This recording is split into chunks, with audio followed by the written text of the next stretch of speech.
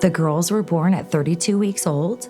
At 7 days old, Ava contracted a disease called necrotizing enterocolitis, which attacked her intestines and basically killed off the intestinal tissues, leaving her with short bowel syndrome.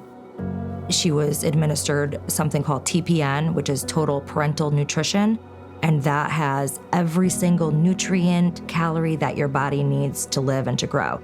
So she was able to be alive intravenously, getting all her nutrition.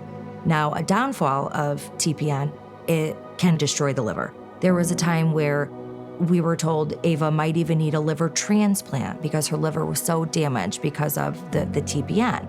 Ava was in decline at the time. She was losing a lot of weight, which she didn't have. It looked just sick. And she was getting really jaundiced. And that's when we found Boston Children's Hospital, who was doing the experimental drug with Omegavin, which helps the liver. There was really nowhere else to go. So it was like, if we don't do this, she could really go downhill. Once they introduced Omegavin to her, it started helping her liver clear out, helping her jaundice go away. So it was just a big step in her journey. At 6 months old, Ava was finally able to come home. When she first got home, she was on TPN 23 hours a day. So she was, you're walking around with the stand, with the bags.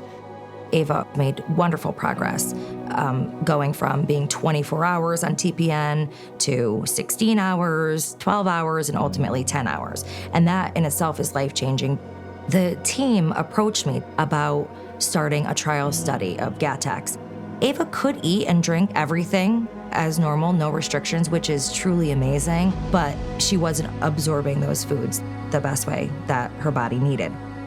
And there was a lot of success with adults that were taking this Gattex, helping them come off of the TPN, obviously the ultimate goal of when you have short bowel syndrome. So we decided, let's give this a try. Literally from the first dose on, it's helped her 1,000%. And this really leveled her out where she either keeps her weight or she gains weight all the time.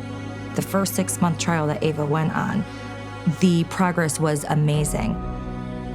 Mia has been a rock for her, phenomenal. I mean, they get in their normal tiffs, as sisters do, but if you talk to Mia, if you put her alone, she would almost cry at how much she loves taking care of Ava. She's the best sister you could ask for. Ava, on the other hand, is tough. She's been through it all, so she's a tough one, which is anyone who's been through a lot of medical stuff, they have that attitude of being tough. But together as sisters, I couldn't ask for a better sister for Ava because Mia's just been so good, so helpful in every way. There's a lot of love between those two. She had her central line removed in November of 2018.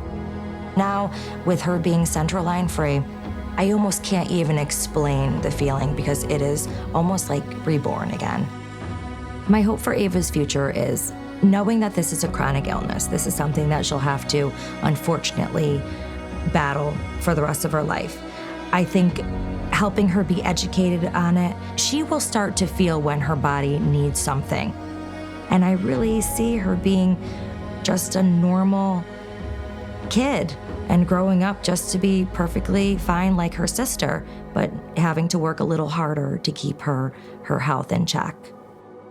I want her to grow up and have that personality of, I'm an awesome woman. If you didn't know Ava was in the hospital, if you didn't know anything about Ava, no one would know there was something wrong. That's how far she's come.